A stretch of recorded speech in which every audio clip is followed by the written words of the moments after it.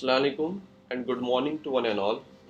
Today we'll study about part 5 of autocoids. At the end of this e-learning session, you are able to discuss synthesis and destruction of 5-hydroxytryptamine, explain different type of serotonin receptor, discuss its pharmacological action, its role in pathophysiology.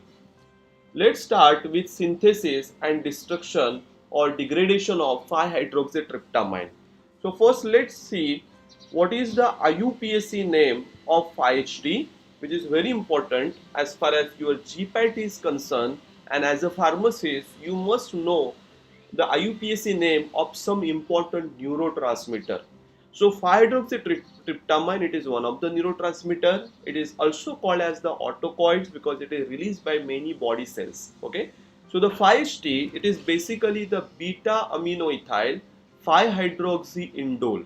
So I am breaking this structure into three parts. First one, it is the indole ring. Second one, it is the 5-hydroxy group, and third one, it is beta aminoethyl. Okay. So at the indole ring, at fifth position there is hydroxy group, and at beta position there is presence of beta aminoethyl group. Let's see about the synthesis, how it is synthesized. So before starting synthesis of 5-HT, you must remember that 5-hydroxytryptamine, it is synthesized from amino acid called as tryptophan. So let's first draw the structure of the tryptophan. So when you draw the structure of tryptophan, the tryptophan, it consists of one 6-member ring and one 5-member rings which having the same structure as the indole. Okay, so this is the first ring I have drawn, it is the 6-member ring.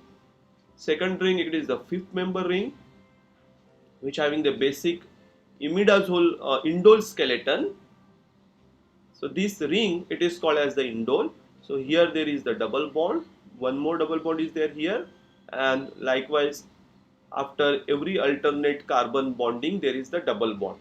Okay, so this is the tryptophan, but at the beta position of this there is presence of aminoethyl group. So this is the alpha position and this is the beta position. Okay, so how you will write aminoethyl group? So it consists of CH2, CH2. Here there is presence of, this is the ethyl group, and this is NH3. I am writing here as a plus. Okay, since it is amino acid, there is also presence of amine group, and also there is presence of carboxylic group. So there is presence of COOH group as well. So this is the basic structure of amino acid called as tryptophan. So I am writing their name. This is the tryptophan, which is precursor of 5-hydroxytryptamine. So this tryptophan will be converted in presence of enzyme called as hydroxylase. So in presence of tryptophan hydroxylase, I am writing tryptophan hydroxylase as TH. So in presence of tryptophan hydroxylase, first there is hydroxylation at 5th position of the tryptophan. So once again I am drawing the structure of the tryptophan so that you will get idea how it produces the hydroxylation. So as we have discussed, in presence of enzyme tryptophan hydroxylase, there is the hydroxylation occur at the 5th position. Okay, so I am drawing that structure. Again I am drawing the structure of the tryptophan, and now in the structure of tryptophan what is added? There will be addition of hydroxyl group at the 5th position. So this is very important synthesis.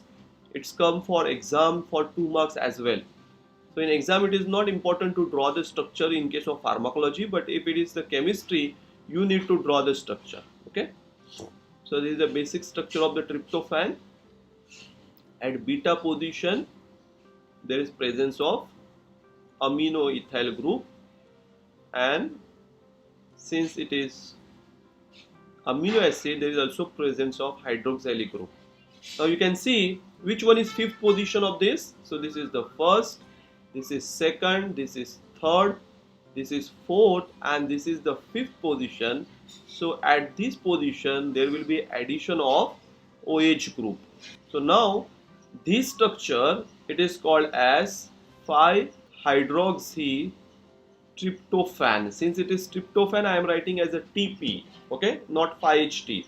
So it is the 5-hydroxytryptophan. So what happens? So tryptophan, it is converted into 5-hydroxytryptophan in presence of enzyme called as tryptophan hydroxylase. Hydroxylase, it produces the hydroxylation reaction, and there is addition of the hydroxyl group at 5th position. Now, third step of synthesis of 5-hydroxyhistamine, it is in presence of enzyme called as decarboxylase. So I am writing decarboxylase as a DC. So what it does? So in presence of enzyme decarboxylase, further what happen? This 5-hydroxytryptophan, it is converted into 5-hydroxytryptamine. So what happen here? In presence of decarboxylase enzyme, there will be removal of the COOH group. And now whatever structure it is left, that structure it is of the 5-hydroxytryptamine. So let's quickly draw this structure of 5-HT. So again, 5th member ring. What present at 5th position? 5th position there is presence of OH, so it is the common in case of 5-hydroxytryptophan as well as 5-hydroxytryptamine. At beta position is alpha, so this beta position there is the amino ethyl group. So now what will be not there? What is not there? So after that here there will be CH2, and what is left here? It is only presence of the amino group. So there is only presence of amino group, that is NH2, because COOH it is removed in presence of decarboxylase. Now whatever structure it is left, it is nothing but your 5-HT. It is your 5-hydroxytryptamine. So 5-hydroxytryptamine, it is synthesized from the precursor, that is tryptophan. So tryptophan, it is converted in presence of tryptophan hydroxylase into 5-hydroxytryptophan.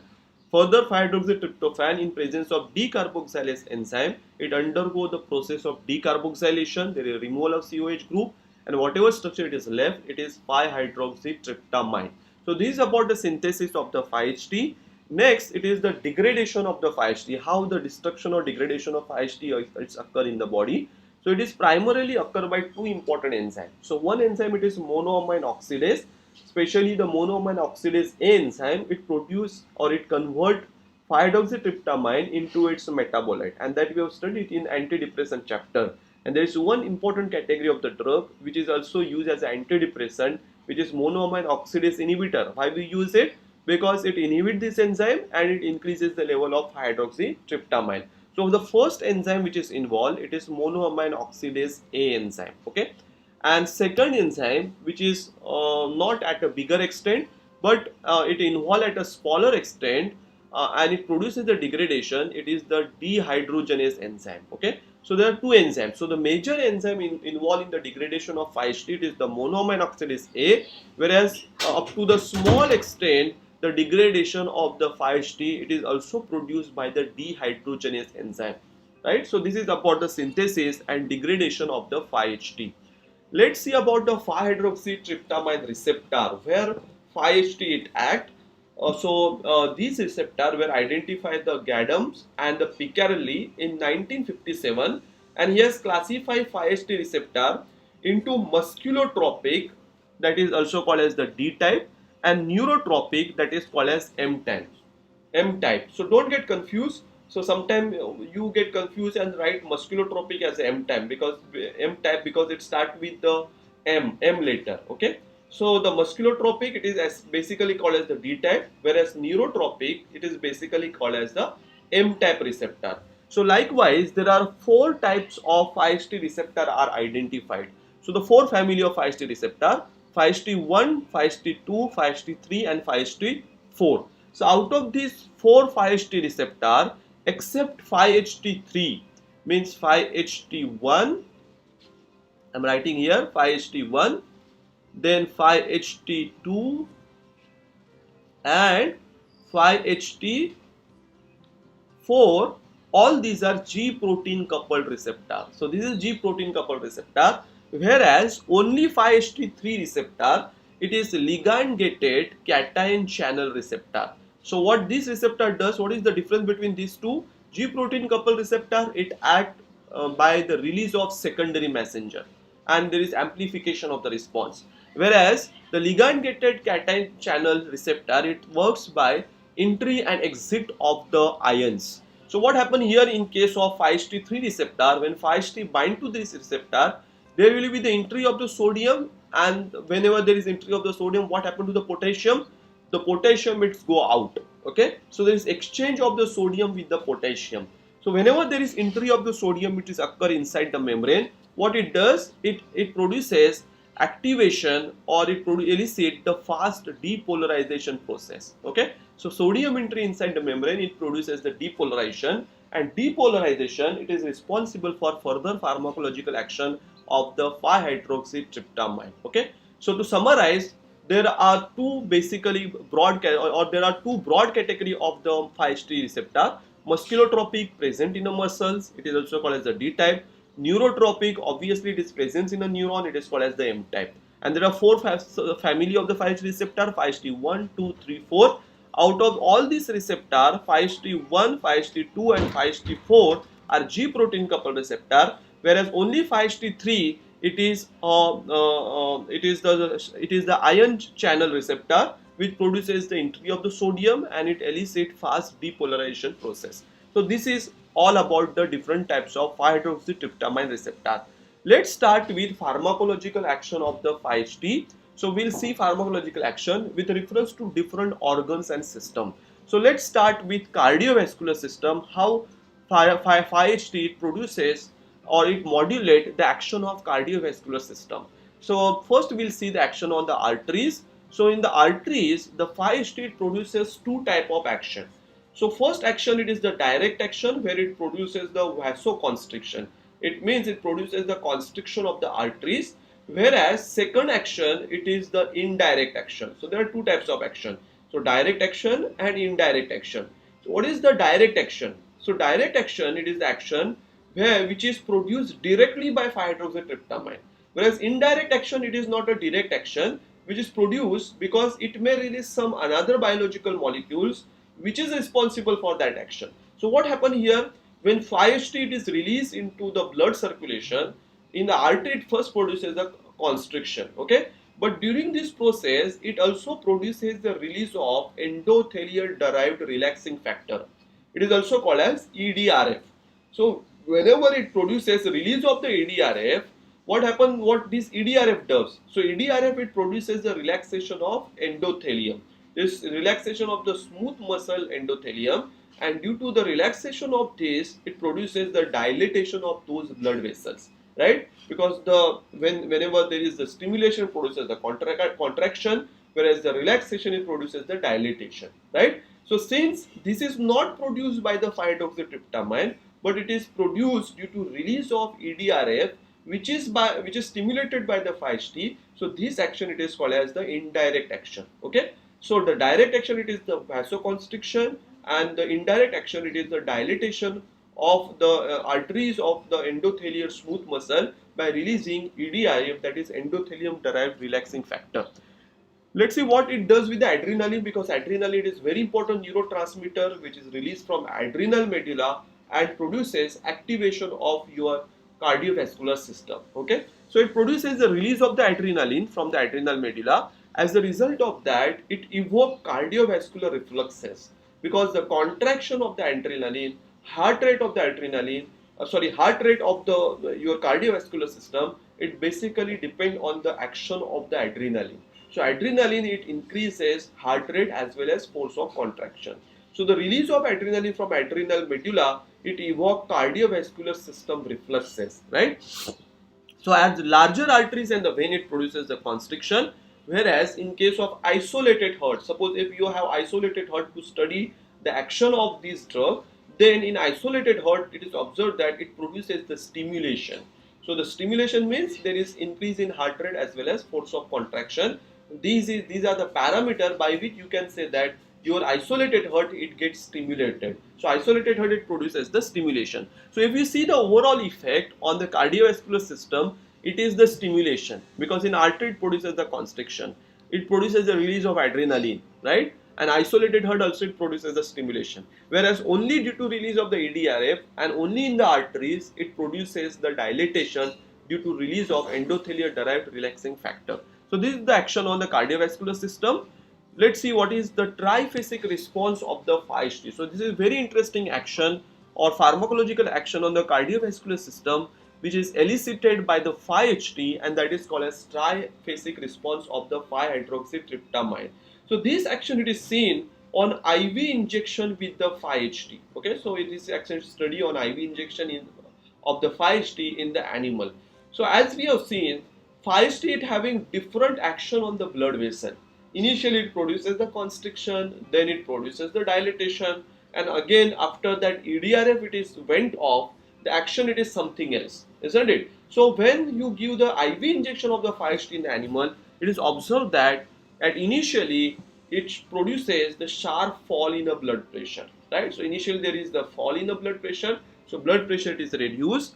After some time it is observed that there is the brief rise in a blood pressure. So initially there is blood pressure become reduced, then blood pressure it is suddenly increased, right? And in third phase, followed by this, there is prolonged fall in the blood pressure. So this prolonged fall in the blood pressure, it is the state that indicate that now there is a release of the EDRF, that is endothelium derived relaxing factor. Okay, so due to EDRF release, now onward it will produces the prolonged fall in the blood pressure.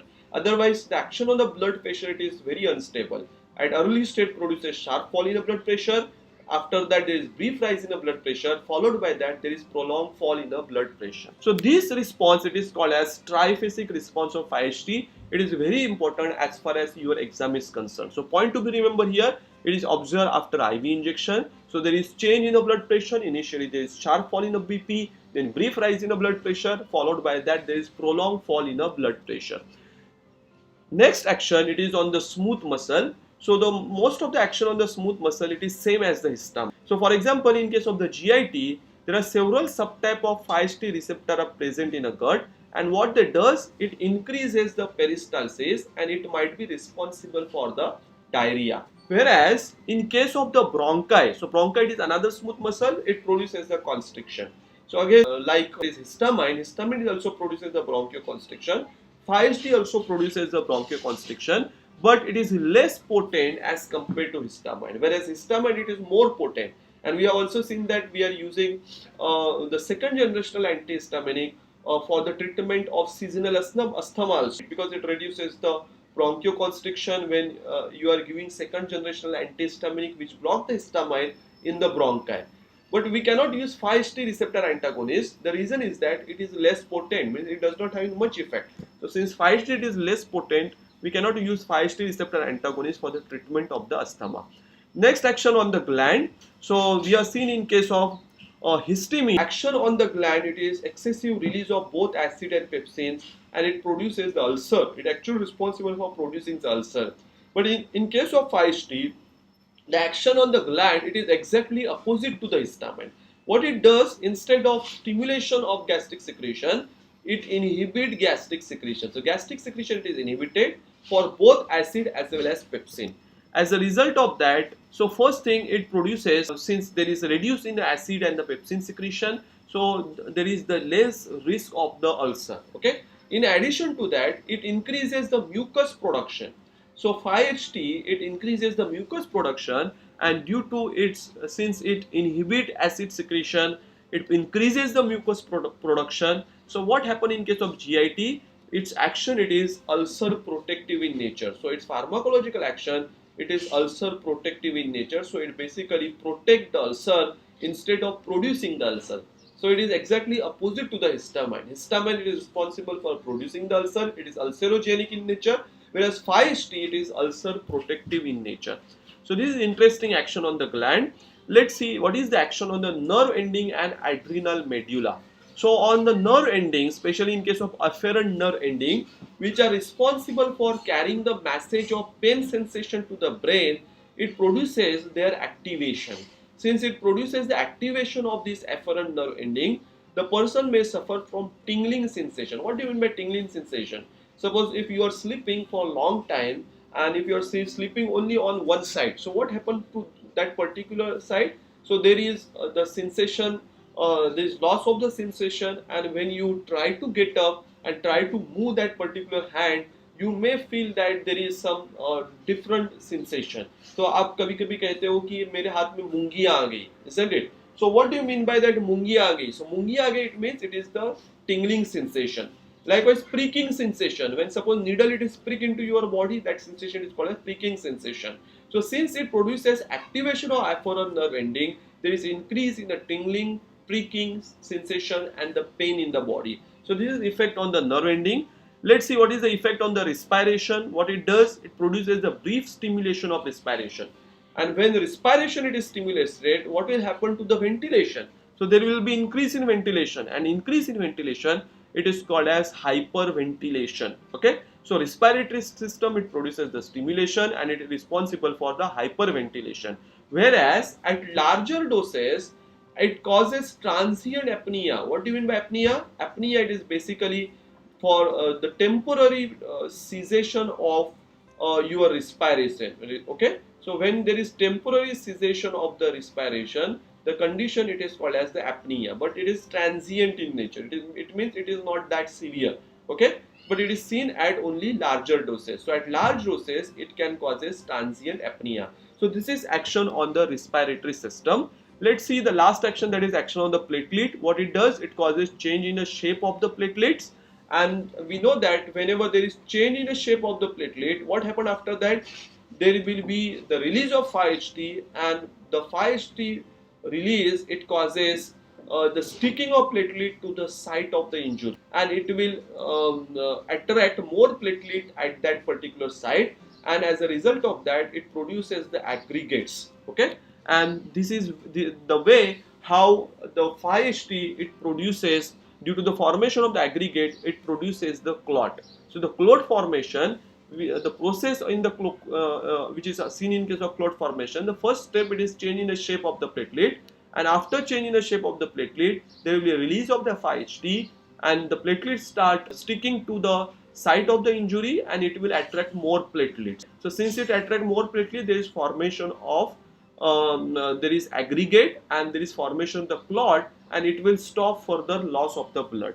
Okay, so this is action on the platelet.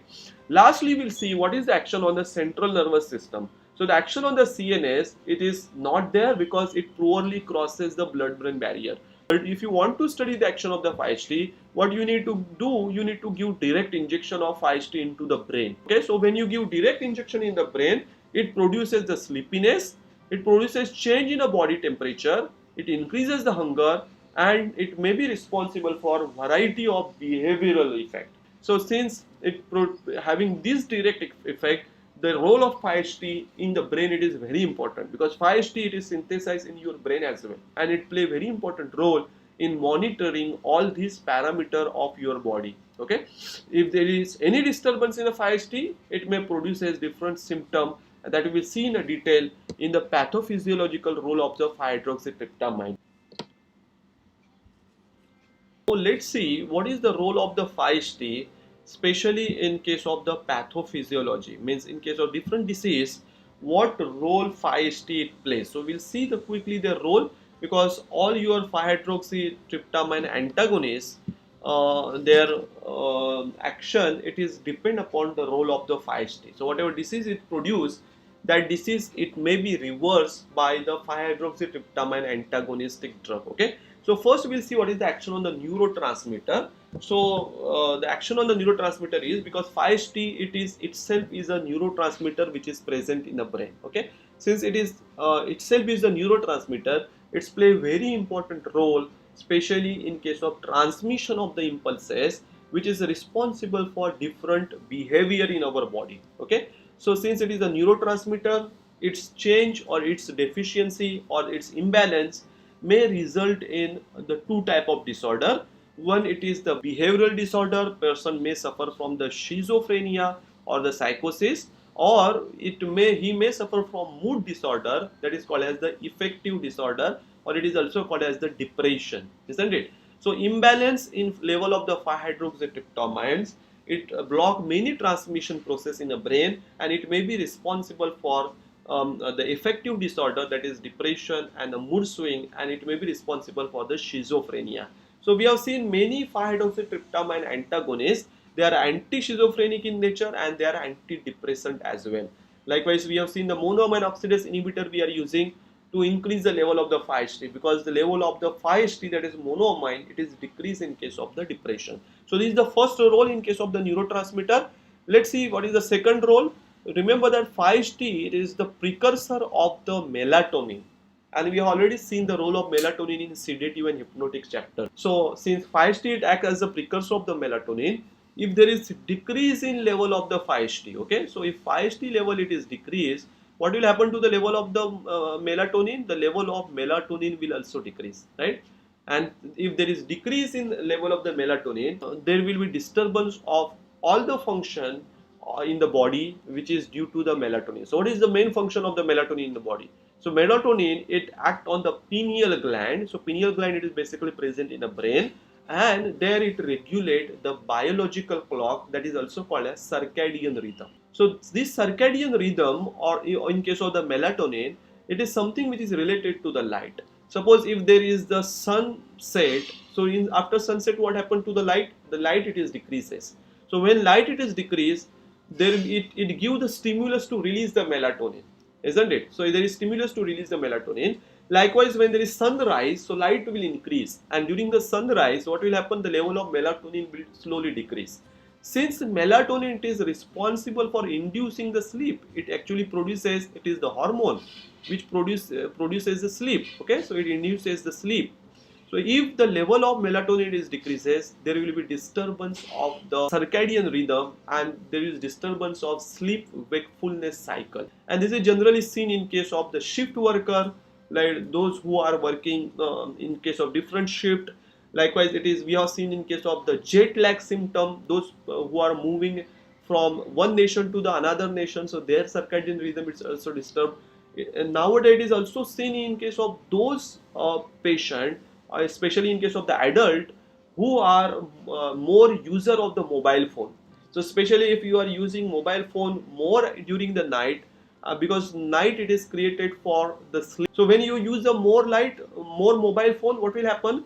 The mobile phone will release the radiation. It will releases the light, and when that light fall into your eye, it will inhibit release of the melatonin, right? And this is the reason why many, even nowadays, the young people, they are suffering from the insomnia and mental disorder, isn't it? Because they are chronic user of the mobile phone even during the night. Okay, so since the 5-HT is the precursor of the melatonin, if the level of the melatonin it is maintained depending upon the concentration of the 5-HT or the synthesis of the 5-HT, it is occur in the body. So decrease in level of 5-HT, it will reduces the level of the melatonin, and it will disturb your biological clock. So this is the action on the melatonin. Next, see what is the action on neuroendocrine function. So 5-HT, it is important regulator of serotonergic mechanism, and most of the neuroendocrine function, it is depend on the serotonergic mechanism.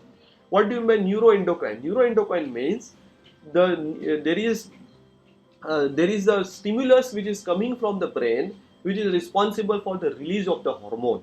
Okay, so when the hormone release from the endocrine gland, which is depend on the stimulus from the neuron, it is called as neuroendocrine function. Okay, so the 5-HT is important transmitter, or it is responsible for the transmission of the impulses, which is responsible for giving inputs to your endocrine gland to release the hormone. Okay, so it play a very important role in case of serotonin mechanism. So the if level of 5-HT is disturbed, it is also going to disturb the normal functioning of your neuroendocrine gland. Okay, so this is in case of neuroendocrine function. Next, it is in case of nausea and vomiting. What it does, there are many cytotoxic drug or radiotherapy, it evoke nausea and vomiting by its action on 5-HT3 receptor in the gut. So if you can give 5-HT receptor antagonist, so Domestil, it is the marketed formulation available in the market. It is the 5-HT receptor antagonist in nature. What it does, it blocks this 5-HT receptor, and due to that it can avoid that vomiting as well as nausea. So especially those who are on who are taking a treatment of the cancer, whenever they take cytotoxic drug or whenever they undergo the radiotherapy, they suffer from very severe nausea and vomiting. So it can be blocked if you can able to block 5-HT3 receptor in the gut. So there are 5-HT receptor antagonists that you can use for the treatment of such type of nausea and vomiting. So this is another role in the pathophysiology. Let's see what is the role in a migraine. So migraine, there are different phases of the migraine. So one, it is the vasoconstrictory phase, and another it is vasodilatory phase. And in both the phases, the person suffer from very severe throbbing headache. So in this case, vasoconstrictory phase of the migraine, it is initiated by the 5-hydroxytryptamine, isn't it? So if you want to avoid this phase of the migraine, what you can do, you can give 5-hydroxytryptamine receptor antagonist. So there are two types of medication available in market. One, it is prophylactic. Prophylactic means you know that the patient having the episode of the migraine, means he especially suffer from migraine before the sleep, maybe during the evening or during the night if he suffer from the migraine. And if you know that, then to avoid that migraine in the evening, what you can do, in afternoon only you can give the methyl sergate. Okay, so methyl sergate, it is 5-HT receptor antagonist. It is effective as a prophylactic medicine. Whereas if patient suffering from very severe throbbing headache, then in such cases methyl sergate won't work. You need to give the sumatriptan. So it is 5-HT 1B and 1D agonist. It can control an attack. So if patient is suffering from the migraine, then this can be able to control that attack of the migraine in that particular patient. Lastly, we will see what is the role in case of hemostasis. So platelet, it releases 5-HT at the site of injury to the blood vessel. So we already discussed this during pharmacological action of the 5-HT, and what it does, it accelerates platelet aggregation and the clot formation. So it will avoid the loss of the blood because it forms the clot. So if blood is clotted, then what will happen? There will be no further loss of the blood from the blood vessels. Okay. So this is the role in case of the hemostasis. Lastly, there is a low role in case of variant angina. So there are two types of angina. One, it is variant angina, and second one, it is the stable angina, right? So what is the variant angina? So variant angina, it is very variable, which is not depend upon a particular cause. For example, sometimes you are suffering from the angina which is related to the exercise. So whenever you are doing the exercise, or whenever you climb the staircase, you are suffer from the angina. But variant angina, it is very unpredictable. It is not predictable on the basis of the person activity, isn't it? Sometimes he is sitting, he may also suffer from the angina. So this is the symptom in case of the variant angina. So it is observed that the variant angina, it is due to release of thromboxane A2 and 5-hydroxytryptamine. So thromboxane A2 and 5-hydroxytryptamine, if it is released from the platelet, it produces the variant angina. Why it produces a variant angina? Because it causes the coronary spasm. What do you mean by coronary? Coronary means it is the blood vessel which supply blood to your heart. That blood vessel is called as the coronary blood vessels. So it produces a spasm of that, and due to spasm, what happens? There is the restriction of the blood supply to that part of the heart, and whenever patient blood supply is restricted, the patient will suffer from the angina. So it is signal your heart, it is giving to you, yes boss, now your blood supply to heart, it is reduced, and due to that you are suffering from the chest pain. So if you can block this release of thromboxane A2 and 5-hydroxytryptamine, you can able to successfully stop the coronary spasm and the symptom of the variant angina, right?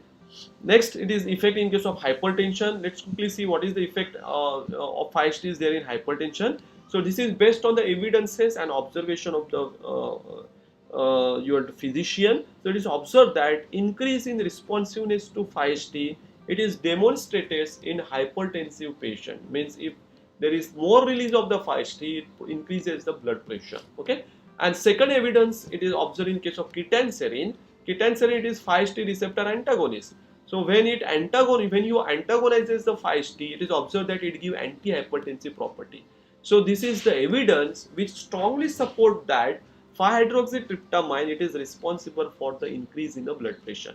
So if you can control it by giving 5-hydroxytryptamine receptor antagonist, it will produce a very good antihypertensive activity.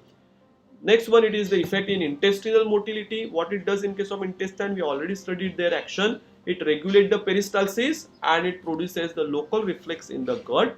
Okay. And lastly, the effect in case of carcinoid syndrome.